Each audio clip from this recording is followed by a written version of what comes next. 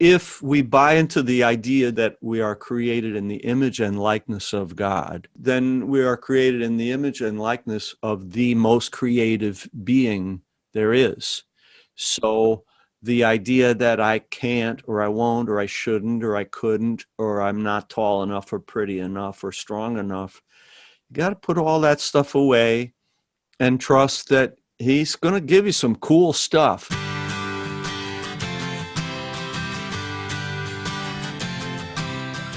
You are listening to the Christian Music Archive podcast, part of the New Release Today podcast network. I'm your host, Dave Maurer. Each week, I share stories about Christ, community, and music, chatting with musical guests who you will find listed on the pages of the Christian Music Archive. There are thousands of creative men and women who have helped shape the soundtrack of the Christian faith, and we get to hear their stories, learn about how Christ has made a difference in their life, and hopefully along the way, we'll learn how we can be a better part of our community.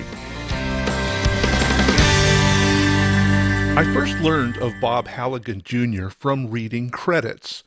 Early on, I noticed his name as a songwriter and contributor to many of Rick Cua's great albums. And if you're a rocker, you have no doubtedly heard Bob's work, as he was the go-to hard rock songwriter of the 80s, penning songs for Judas Priest, Kix, and Michael Bolton. But he also wrote songs for Cher, Mattea, Joan Jett, and more. Then I discovered Bob's band Ceili Rain. They are an Irish rock band with a penchant for releasing some catchy songs. So I hope you'll stick around to hear my conversation with Bob Halligan Jr. because we're going to talk about a lot of these things in our interview. Each week, you hear me talk about the work of Mercy Inc. and their partners around the world. And each week, I also ask you to consider helping Mercy Inc. by logging onto our website, christianmusicarchive.com/mercy. But did you know that there is another way that you can help? When you become a patron of Christian Music Archive, you not only help support our work, but you also are supporting the work of Mercy Inc. How is that possible, you ask? Well, the Christian Music Archive is a business for mission, which means any profits we make from this endeavor are given directly to Mercy. And the best way to help expand our work is by going to patreon.com/ccmexchange. Your monthly patronage helps us pay the bills, but also the first 20% of every donation is paid directly to Mercy Inc. So won't you consider become a patron today? Go to patreon.com/ccmexchange and sign up. That's patreon.com/ccmexchange. And thanks for your ongoing support. Bob Halligan Jr. is a gifted songwriter and the frontman of the Celtic rock band Ceili Rain. He has hundreds of songwriting credits from some pretty big hits throughout the years. But as with most artists, Bob is much more than just a songwriter and performer. He is also a passionate believer in Jesus and a very thoughtful individual who is seeking how to serve God using the gifts God has given him. So let's not wait any longer. From the band Ceili Rain, please welcome Bob Halligan Jr. Thank you. Thank you, Dave. On behalf of all the members of Ceili Rain, obviously it's just me on this thing, but there originally were 7 of us and then down to 6 when we realized we could survive without a fiddler. And after having 1 or 2 who were not exactly working out, let's leave it there. And so all the other guys, Raymond Arias and Bill Blystein and Joe DeVoli and Bert Mitchell and Kevin D'Souza are with me in spirit. Very good. Here on this interview. So very good. Well, yeah. I first became familiar with you, Bob, as a songwriter on Rick Cua's stuff, and then I discovered the band Ceili Rain. But I know that that's just kind of the tip of the iceberg for you because you actually started out as a songwriter, right? Yes. Well, I was always a singer, and I started songwriting when I was 15 back in 1958. And the songwriting thing took off sooner than the recording artist thing. And I really think ultimately that's because songwriting is my strongest Mm. talent. I have, as Michael Bolton told me, a quality voice, and that was his sweet way of saying, "You don't sound like me, brother." And so, there's a certain kind of thing that people have to their voices that tends to make pop records. Mm-hmm. And I think I'm a better singer than a lot of those people, but the timbre of my voice is not, the lead singer typical sort of thing. But, it's, God has given me the grace to be fine with all that, at the ripe old age of 68. So, Well, I was reading through some of your credits and was just kind of peeking around, and you kind of got started, or I should say, got known as a heavy metal writer. But you've written music yeah. for Judas Priest, Michael Bolton, as Yeah. you mentioned, Cher, Joan Jett, Kathy Mattea. I'd be interested in how you got started as a songwriter, because that's an Yeah. interesting list of credits. And how did you get discovered by those folks to actually Yes. Yes. write for them? Yes. My journey from Judas Priest to Jesus Christ and back again. There you go. Um, well, my original band, which was called Steak Night and then became Pictures, was signed as a group to a publishing deal with United Artists Music out of New York City. They were based in LA, but the New York office signed us with the idea of getting us a record deal, which never happened. But in the process of being there, May Pang, who was John Lennon's girlfriend on the Long Lost Weekend, so-called, Okay. which was 18 months, by the way. She was the song plugger at United Artists Music. And I called her on the phone one day and I said, May, what are you looking for songs for other artists? And she said, well, Ian Lloyd from Stories, the guy, Louie, Yeah. that guy, Okay. is looking for a song and he wants something that's kind of like Foreigner. And she knew our catalog, but I knew she wasn't super impressed with it. But she said, like your song Full Moon, but heavier than that. So I hung up the phone, and 2.5 hours later, I was in her office playing her a song called Take These Chains, which ended up on Judas Priest's biggest selling album. Wow.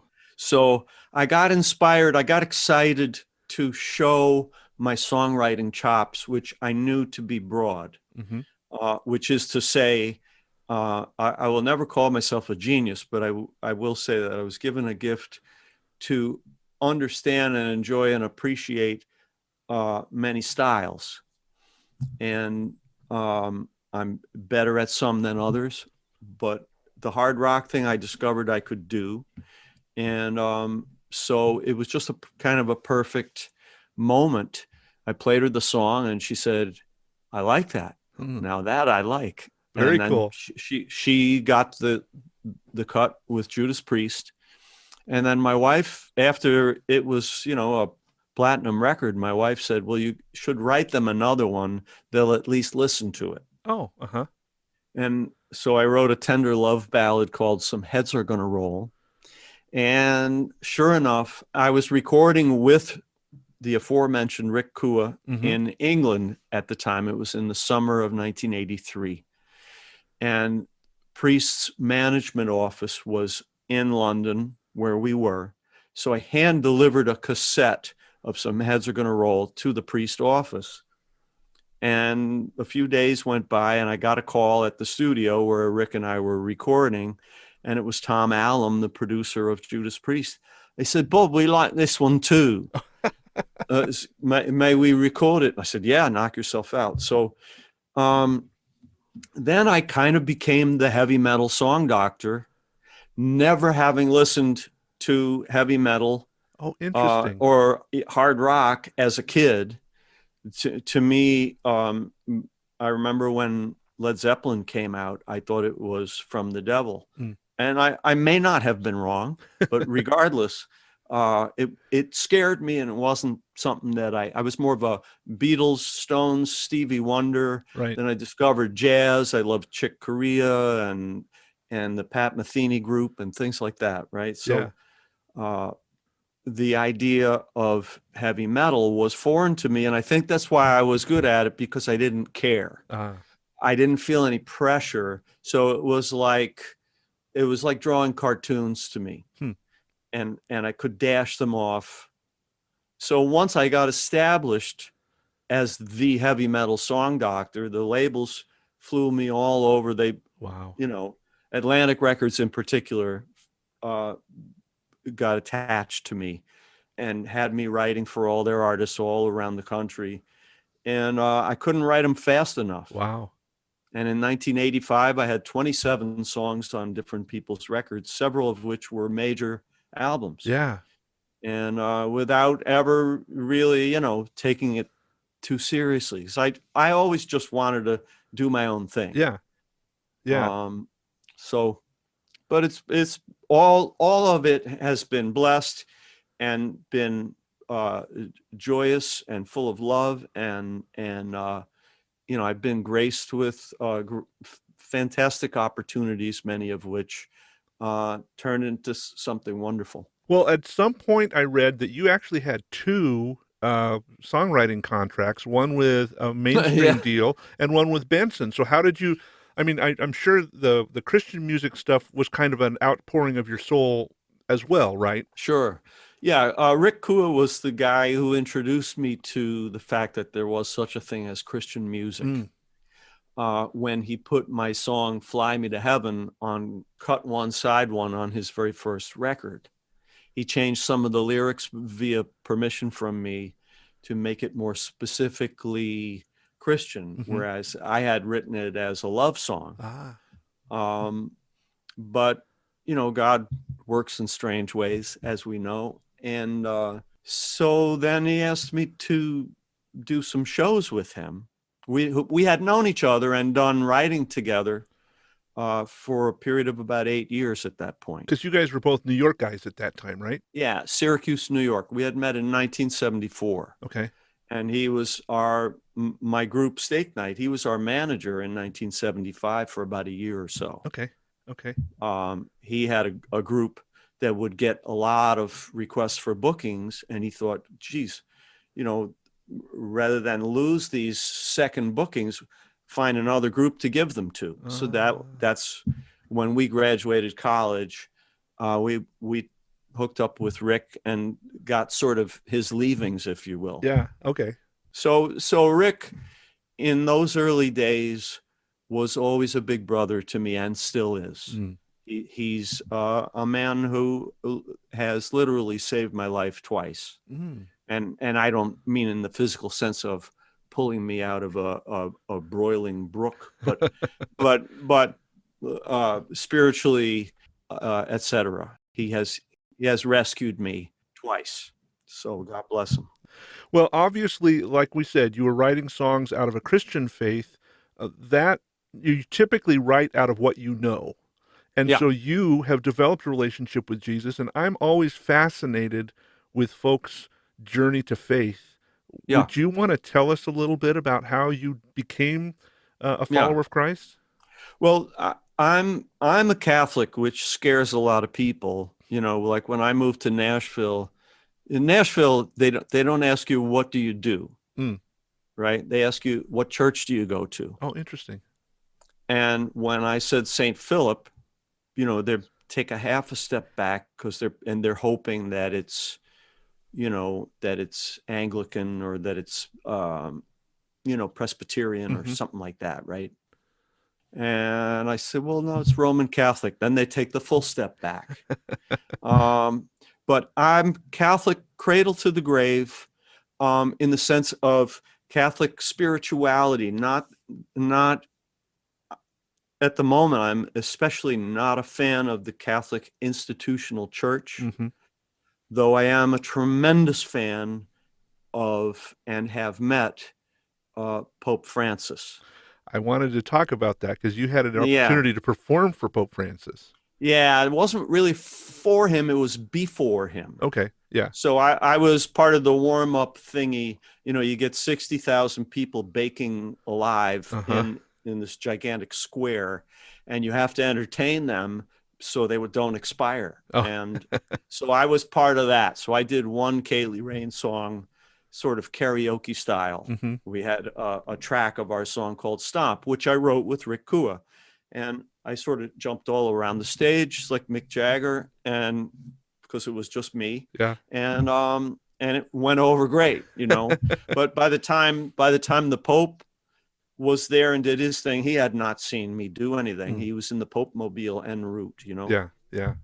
But after he spoke to the crowd, which swelled to 100,000 by the time he was speaking, uh, praise God, I was put in the receiving line. I was able to go and say hello. Yeah. And I spoke to him in half Italian and half English. Ah. And with the long hair and stuff, I felt he could understand that I was the American musical artist brought over. Yeah.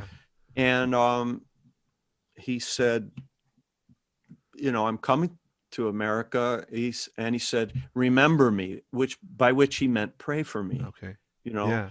But I heard remember me, and I was nervous as can be. My heart was pounding I'm right sure. out of my chest, you Yeah. know. And he says, remember me. I said, oh, I'll remember you, believe me, you know. And then I went back to my spot on the stage, and I wept uncontrollably for about 4 minutes. Wow. The people who had brought me over, this guy, Marco, came over and hugged me. I think he was afraid I was going to vibrate right off the stage. I was so overcome with this powerful moment of meeting the person who I felt was the greatest human on this planet in my lifetime. Yeah. He's been the Pope for everybody. Yeah. You know, the Jews, the Muslims, the atheists, the Catholics, whomever. You know, Yeah. and I just find him to be a super fantastic human being, and the idea that I got the four-handed handshake going with him was just so mind-blowing. I mean, I've got photos here I could show you, but praise God, you know, that moment. So that was really the greatest moment. My wife authorizes me to say that was the greatest moment of my life. I had another person that I interviewed, Sarah Hart. I don't know if you're familiar with Sarah, but she know her very well. In fact, she played with Ceili Rain of several gigs. Yeah. And I'm very aware of her meeting with Saint Francis. I was going to say Pope Francis. Yeah, she said that she was so nervous because she was singing that she couldn't put her eyes on the Pope, so she focused on a gargoyle up at the top of the Vatican, and so she sang her song to the gargoyle. Yeah, that's great. And I think she ran over to him and hugged him. And I suspect he's not used to that. It's kind of like hugging the Queen Elizabeth or something. Right. And so I think he was kind of like, holy crap, what's going on here? You know, but some of us Catholic types, you know, we meet Pope Francis, and you know, we kind of go loco, you know. Well, you met Pope Francis, but let's talk about your meeting Jesus. How did that come about? Yeah, well, you know, that was a stepwise process, Dave, because as a lifelong Catholic, you know, baptized as a baby the way we do it in our church, and then First Communion. I had 13 years of Catholic school. Religion was taught in all 13 years of that. I was an altar boy. I was a choir boy. I was the lector at First Friday Mass in school. And I was the boy the nuns most readily designated as likely to be a priest. You know, I was that kid who was, you know, the sort of obvious fellow. Will I say that I embraced it in a full spiritual adult way? Not at all. Not at all. But it was a big part of my growing up. Then I get married at 22, and my wife was more of a serious Catholic than I, Okay. and was going to Wednesday night prayer meetings where they were speaking in tongues, and I just, I thought it was tripped out, Yeah. Yeah. and I was a little jealous of, like she was so psyched about Jesus, like he was the other man, Yeah. Yeah. and so I just inquired with her what it was all about, and she brought me along in that personal sort of relationship, Mm-hmm.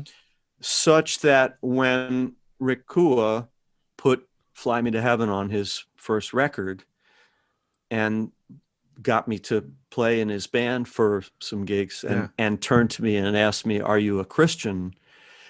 I knew he meant, "Are you a born again Protestant, essentially?" Mm-hmm. And I said, "Well, I am, but I'm a Catholic, and the Father and the Son and the Holy Spirit are the center of my life, and Right. my wife and I, she'll tell you the same thing. Look a lot prettier doing it, but Are we grateful for our beautiful wives? Yes. yes, and God has always been at the center of everything we do, Mm-hmm. whether we do it right or wrong. We seek to please the Lord in all Mm-hmm. things, and to bring others. And Ceili Rain's mission statement, if you will, is to make our music in such a way as to bring ourselves and others closer to God. Mm-hmm. I don't say that if we're playing at a festival in a town where it's not a religious function. Right. But if people want to imbibe a different kind of spirit, that's their business. Mm-hmm. We make our music for everyone. Right. And so, and by the way, the Christian music scene right now, I don't know much about, because it became so praise and worship. Yeah. And that's not a style of writing that I'm very good at. Never could really get arrested doing that. I tried it a bit, and I was lousy at it. I write from the same angle as the people I learned to write from, John and Paul and the Stones and Bruce Springsteen and on and on. Right. Neil Young, Joni Mitchell, the great singer-songwriters, and the great Tin Pan Alley writers, Mm-hmm. So the idea of a song having to be a congregant, everybody must sing at the same time sort of thing, is foreign to me, and I'm just no darn good at it. Well, but we're all given gifts, and Yeah, we're supposed to yeah. use our gifts in different ways. And you said something, and I want to make sure to bring this out, because I really believe that as people who follow Jesus, Jesus Christ is so much bigger than any one of us can ever even encapsulate in, if we could master the English language or the Latin language or whatever. Yeah, And sure. I like the illustration, and I've used this on the podcast a couple of times, but I like the illustration. I think Jesus is kind of like an elephant. The blind man is Uh-huh. standing next to the trunk, and he says, "Oh, God is a big, huge vacuum cleaner." And another guy's standing next to the leg, and he's saying, "No, Jesus is like a tree." Hmm. And another guy's at Yeah. the tail and said, "No, no, you guys have it all wrong. He's a broom." But Yeah, that's cool. and they're all right. Yes, And we exactly. all Yeah. have a different perspective. And Yeah. I relish hearing how other people see Jesus, because it helps fill in the picture and makes it a much more beautiful picture. Yeah, good for you. And very you are taking a very ecumenical viewpoint, Catholic with lowercase c, Mm-hmm. universal. There are so many routes to Jesus, and as a I will say somewhat new age Catholic, there may be other routes to heaven as well. And I don't sit or stand in judgment of any of that. Yeah. I just believe anybody who's a sincere seeker, have at it. Yeah. I encourage you, and I can learn from you if that's who you are. Yeah. So God is good all the time. Amen. Amen. And what somebody said, we're going to get to heaven and we're going to look around us and say, "Oh, you mean you're here?" And Yeah. then we're going to look around the heaven and say, Yeah. "But where is so and so?" Yeah. Yeah. Well, I'm going to say to you, and I say this to the universe, I'm not going to be surprised by any of it, Mm-hmm. because I don't view people that way. It's not that I don't sit in the seat of judgment. Right. And I It's don't, not our job.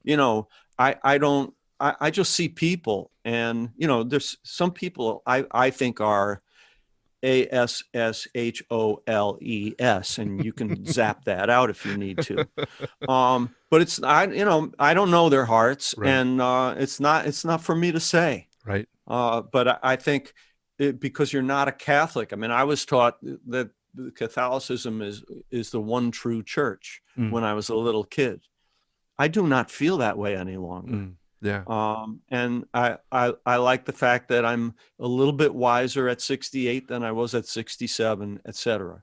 So, I love, Dave, your, as I describe it, ecumenical viewpoint that getting to God, going to Jesus, has many paths, and all are valid, and all are welcome in that place. Yep. And Jesus longs to have that relationship with each of us, however that looks. Yeah. Yeah. Well, we've talked a little bit about kind of your beginnings as a songwriter. We've talked a little bit about your faith, but then in, what was it, 98 that you guys started Ceili Rain? 95. 95. Okay. The first record I saw was 98.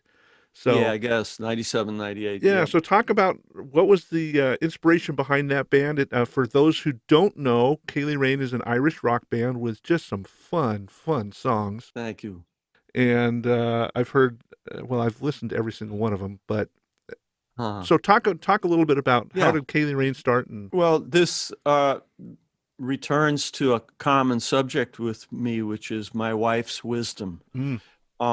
Linda at one point said, she was playing the Chieftains around the house, an Irish traditional group, the best known of them.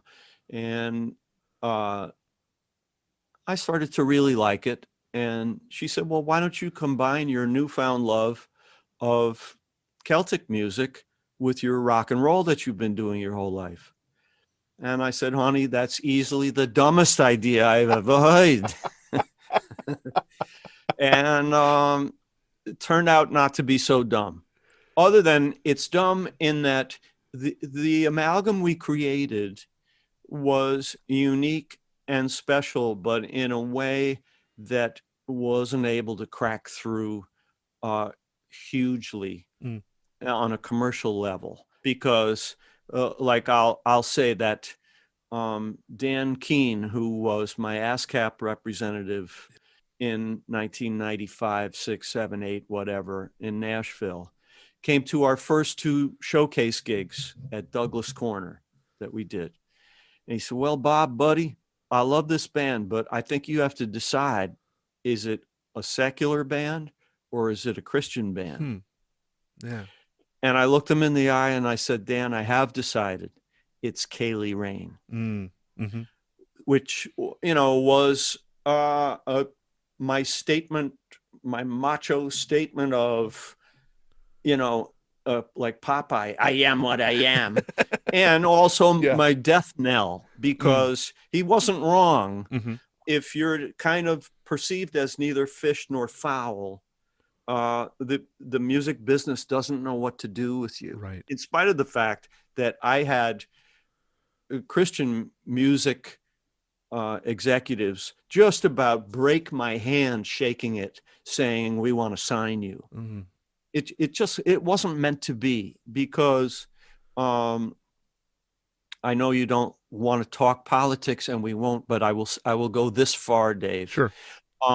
The essence of Ceili Rain is more a blue state thing than a red state thing. Mm-hmm. But we, like the current president, Joe Biden, are here to serve the people who voted for us and the people who didn't. Mm-hmm. Right. You know, we make our music for everybody. Yeah. And we don't tell people from Church X, don't buy our records because you're not elevated enough to suit us or whatever. Right. So, you know, there's all sorts of good news, bad news. If you're as either bold or stupid, you choose, as I have been with Ceili Rain. And it's now, it'll be 26 years in May. Yeah.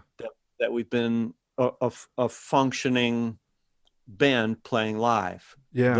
Though the concept that Linda had of putting the group together came in the late 80s. Okay. And I got a solo record deal in 1990 on the Atco label, and based on the sort of pop rock stuff that I was writing for or with Michael Bolton, Cher kind of stuff, right? Yeah. So the Ceili Rain notion was set aside as I pursued trying to become the next Rick Springfield or Phil Collins or Hall & Oates or whatever. Sure. Which was not a successful venture. You know, I learned a lot. I spent $183,000 of Atco's money producing what I still think is a great record, but it was kind of DOA based on some music business politics. Yep. And it just wasn't meant to be. Again, God is in charge. Yeah. All the right, God doesn't do crappy work. Right. All the right stuff happens. And I was supposed to not succeed at that, so I would end up doing other stuff. Yeah. And Ceili Rain is my life's work, you know? So I do other things. Right now I'm producing a record for my dear friend Donnie Purnell, who was the leader of the band Kix. Okay. With whom I wrote, it was a gold single, a song called Don't Close Your Eyes, that went to number 11 on the Billboard Hot 100. Was stayed on the charts for half a year, I think, or more. Wow. And got on a K-Tel record. You know, it sold millions of records. Yeah. And Donnie is now doing a different style of music, kind of miscellaneous singer-songwriter thing. We're the same age, and he and I know each other well. We also had a song that we wrote together that ended up in Wayne's World. Oh, fun.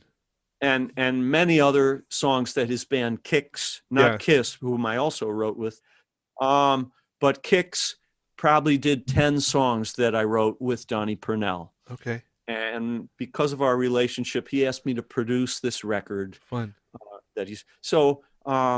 If you live long enough and you sell 30 million copies of your work, people still reach out and say, "Hey, will you write me a jingle? Yeah. I'm the DWI lawyer here in town. Write me a jingle." And my wife says, "If you write him a jingle, I'm out of here." Oh, not really, but she was hesitant about me writing. And I'm sorry, I'm rambling here. No, that's fine. Hesitant about me writing a song, a jingle for a guy who gets drunk people off for terrible driving. And he explained to me, well, sometimes it's a guy who made one mistake ever and is in deep trouble and really needs a guy like me. So on that basis, and the basis that he was going to pay me a handsome sum, that helps. I wrote him a good jingle. Yeah. Anyway, next topic. Yeah. But, we get so many opportunities if we let God bless us. And I've tried to do that. Well, and that's kind of one of the things that I was taking away from you're not Christian music, you're not mainstream, you're Ceili Rain. Yeah. That opened doors for you to do things, because if you had gone exclusively Christian, that would have closed some doors. Yeah. And if you would have gone exclusively mainstream, that would have closed other doors. But God put you on a path to where he wants you to be, so you can touch the people that he has lined up both now and in the future for you to interact with because of what you're doing with Ceili Rain. Yeah. Yeah. And God is a little bit smarter than I am. Aren't we thankful for that? I won't deign to say he's smarter than Dave Maurer Oh, because well, I don't know you that well yet. I But guarantee you he is way smarter. okay, all right, it is you who say this, not I. So yeah, I mean, God is the thing, and the more we get that, the more we relax into it, just breathe it and be it. Be in his presence and be pals, Yeah. and let him, write the plan, the business plan. I mean, we have to do our part, but when God plans it, shut up and go to work. Yeah. you know Well, and that work has paid off. I want my listeners who have not had a chance to hear Ceili Rain, go to your favorite streaming platform and stream some of it, and then go buy it. Billboard magazine, I think they said this is a band that the whole world should see. So you're not a Yeah. slouch as a band. Thank you. For God bless you. Billboard to say something like that. But again, I think that points to, as God calls us to do things, we need to do everything we do with excellence, because our audience ultimately is God, and what He wants to do with that, then we'll probably be surprised. Yeah, I'm always surprised, but yeah, I mean, you have to do everything the right way. Slouching is not an option. Right.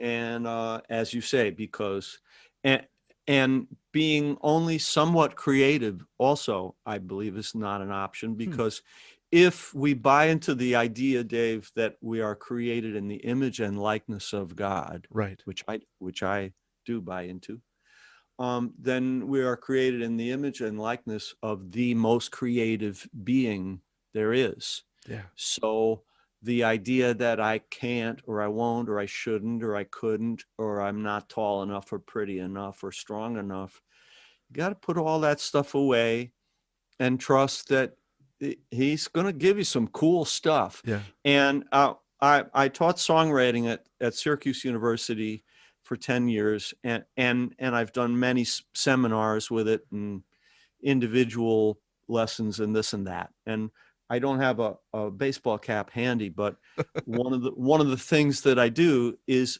I put the cap on backwards, and I say, when we start out, we're totally free, loose, crazy kids, Yeah. anything goes.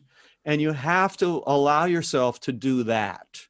Then you can take the hat off and put it on properly, with the peak protecting you from the sun so you can see better.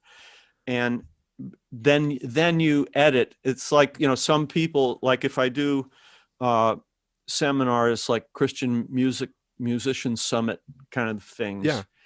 there'll be a song submitted for us to judge, so-called. Right. And to add input to. yeah, and they'll say, well, God doesn't give me this song, da da da da da. And I say, well, he didn't tell you not to finish it. And I try not to be quite as obnoxious as that, but the point is that writing is rewriting.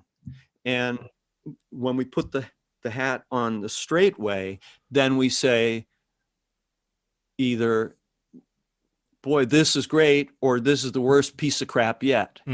When you get to the point where you're in a sober place and you can judge, but you don't judge right out of the box, because the creativity will not flow then. You will talk yourself out of. I remember I wrote a song called "That's All the Lumber You Sent," which has been recorded by various artists, was a big hit for a Christian artist named Eli. Okay, right. And it's one of Ceili Rain's signature songs. And I ran into my friend Felix Cavalieri, who was in the band The Rascals back in the 60s. And I've written with and sung on his records. And I saw him on the street in Nashville. We were on the way to an ASCAP pop party. He said, "Are you still writing?" And I said, "Yeah." And he said, "What's the latest thing you're working on?" I said, "A song called That's All the Lumber You Sent." And he says, "That's all the lumber you sent? That's a title? And here's the thing, Dave, that I want to bring out, that had I been sitting in a room with another hotshot songwriter, especially a male hotshot songwriter, and said, what about That's All the Lumber You Sent as a title? It would have been shot through the grease in about a half a second. So there's a certain thing that God does that working with other people can screw up in a big way. And I view songwriting as a very lonely sort of enterprise. And I'm not against collaborating. I've done it to good effect many, many times over my, now 53 years as a songwriter. Wonderful writers who I learned tremendous amounts from. There was a period in the 80s when I tried to write up. I tried to work with people who I thought knew stuff I didn't know. Right. And then I learned some of it. It was great. But ultimately, I want to be just in this place of, what do you need from me today? Yeah. And if there's Mr. Fancy Pants in the room with you at that time, that little tender idea might get shot down. So I'm talking a lot here, but it is a podcast, isn't it? Yeah. Well, I heard an interview with you that was talking about your song Giggerish, and this was talking about where you get your inspiration, and I love that story. Would you be willing to kind of share how that part of that inspiration came about for that? Because I think inspiration speaks to how do we put down our creativity that God gave us and into things. So Ceili Rain was doing a show in Erie, Pennsylvania at I forget the name of the college. I think it's a Catholic girls' college, Marymount, or I don't know. But either before or after or intermission, there was a family, and they came over and spoke to us. Maybe just to me, I don't recall, but they said, we love your music and our kids love your music equally. And they dance around the house and they say, Mom and Dad, this is Giggerish. And I took that to mean a combination of we're doing a jig in a vigorous way. And which is kind of redundant because most jigs are done vigorously, but I love words that aren't words, but that, that communicate something instantly. So right away I go, oh, Giggerish, that's a song. Katie bar the door. Get out of everybody get the heck out of my way so I can write this song. Forget the second half of the concert. We got a song to write. Yeah. So then the thing that coupled with it that made, because you, as you astutely pointed out, you write from what you know. And I think most of the great songs are fiction based in fact. Okay, so the fact in my life at the time, and it shows up in the first verse, is that my mother, through a combo of meds that were not playing nice with each other, was temporarily relieved of her sanity. And she was talking gibberish. She didn't know who I was or who anybody was. And they put her in a place. And I thought that was the end of it. I thought she had full on dementia and she was going to be done. She did recover from once we figured out that she shouldn't have been taking this med and this med. And there was a giant cocktail of controlled substances on her pill shelf, So anyway, but while she was in that bed and so confused, I would talk to her and try to cajole her out of it, Yeah. And that was the inspiration for the first verse. There's no one in the house, as quiet as a mouse, but 8 o'clock they will all be home. Mama isn't well, she hasn't been herself, forgetting things she's always known. But tonight she's gonna dance, tonight she's gonna sing. Little mama's gotta shake it, gotta get you back into the swing. Let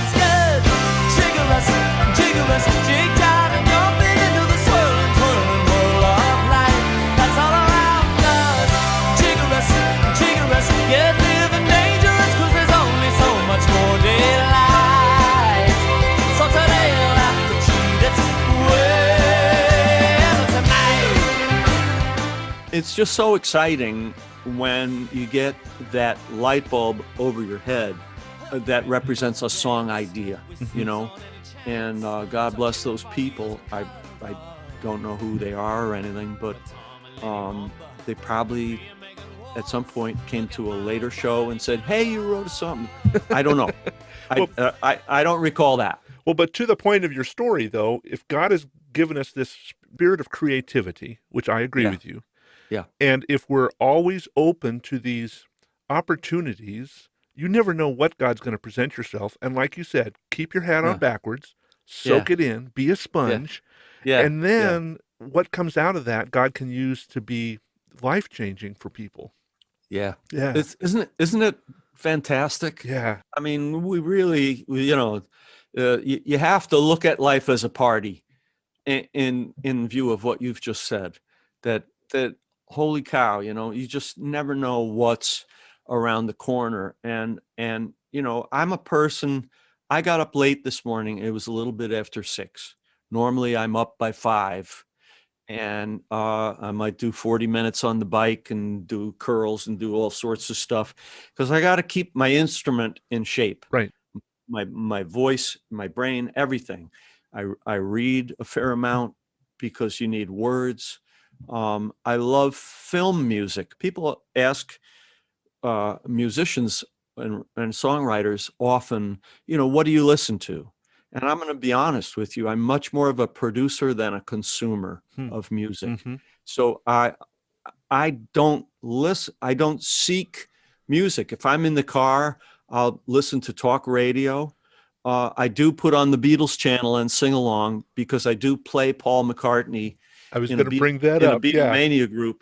And so that's kind of a way of keeping my voice in shape. I do 15 minutes on the guitar every morning at 6:45. I missed today, but I was doing my vocal exercises at that point because I had gotten up late. Yeah.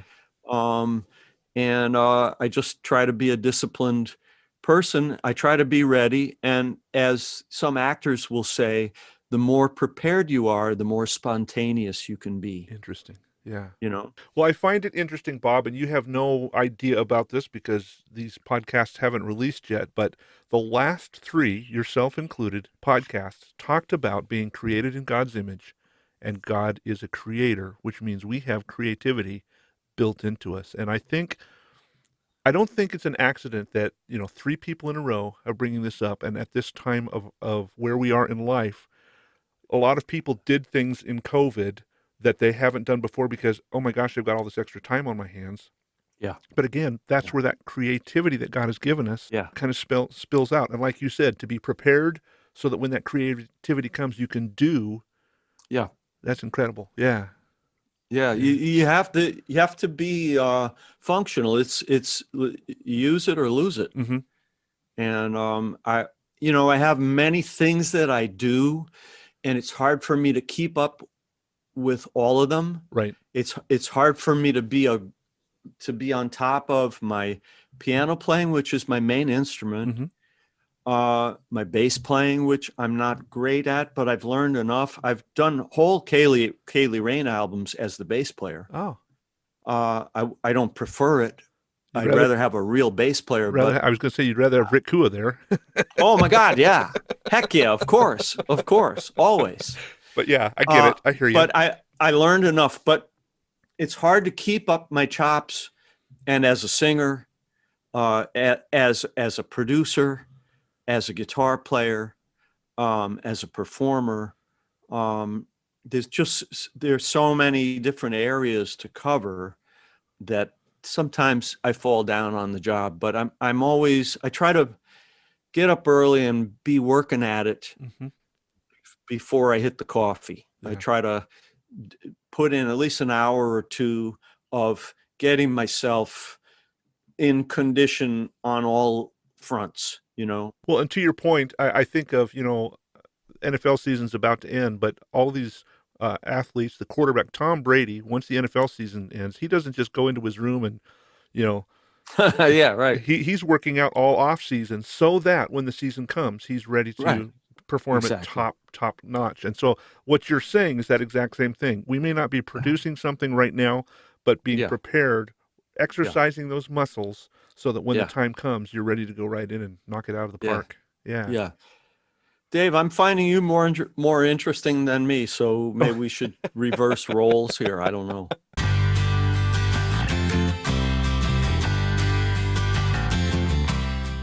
Every Saturday, we send out a newsletter and asking folks to pray for different musicians throughout the next week. How can we be specifically praying for you and the work that you're doing in the next week or months ahead? Thank you. Thank you. Thank you. Pray for, I've had what I would consider some pretty serious COVID cabin fever. I will honestly say, because, when I was a kid, mental illness was, you didn't talk about that. If you even knew somebody with mental illness, it was like you had to move out of the neighborhood, And now it's a more commonly accepted and understood and forgiven thing. Well, for the first time in my life, I'm taking some psych meds to keep myself from punching the wall or jumping off a bridge or whatever. And I'm doing better. I feel calm is coming, and I say my daily rosaries. I'm in a prayerful state 24/7. I talk to God all day long. But just any prayer would be to relieve the stress of worrying about things that I shouldn't even have in my mind.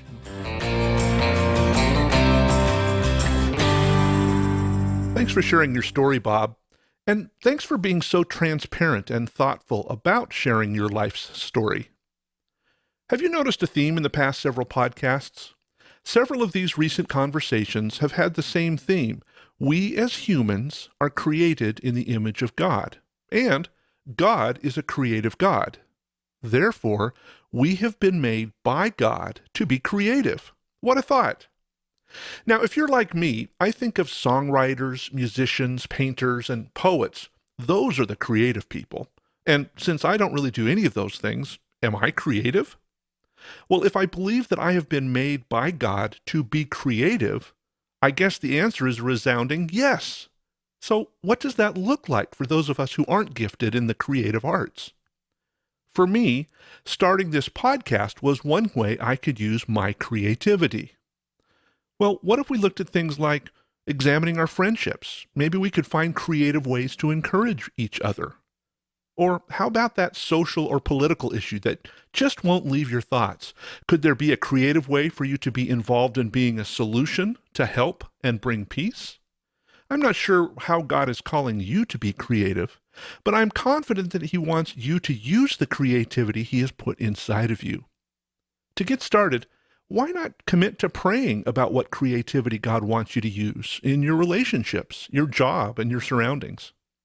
In James 1:17 in the Bible, it says, "Whatever is a good and perfect gift is coming down to us from God our Father, who created all the lights in the heavens." And I am confident that those good gifts He has given you and given me are things He would want us to use and enjoy. So let's start by asking the Lord to show us how we can creatively use the good gifts He has given us. As always, thanks for joining me for this conversation today. I am grateful that we get to spend this time together each week hearing stories of God's amazing faithfulness. As a regular listener to this podcast, would you mind taking a few minutes and rating it on your favorite podcast app?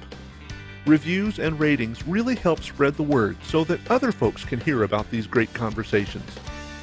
And if you have comments or questions for me, please feel free to drop me a message on any of the social media platforms. You can find me on Facebook, Instagram, Twitter, and Patreon by searching for @CCMExchange. Or you can always drop me an email on the website christianmusicarchive.com. I'm really looking forward to our time together next week when I have another great conversation with one of the musicians you'll find on the pages of the Christian Music Archive. So until then, remember this: God loves you. In fact, He's crazy about you.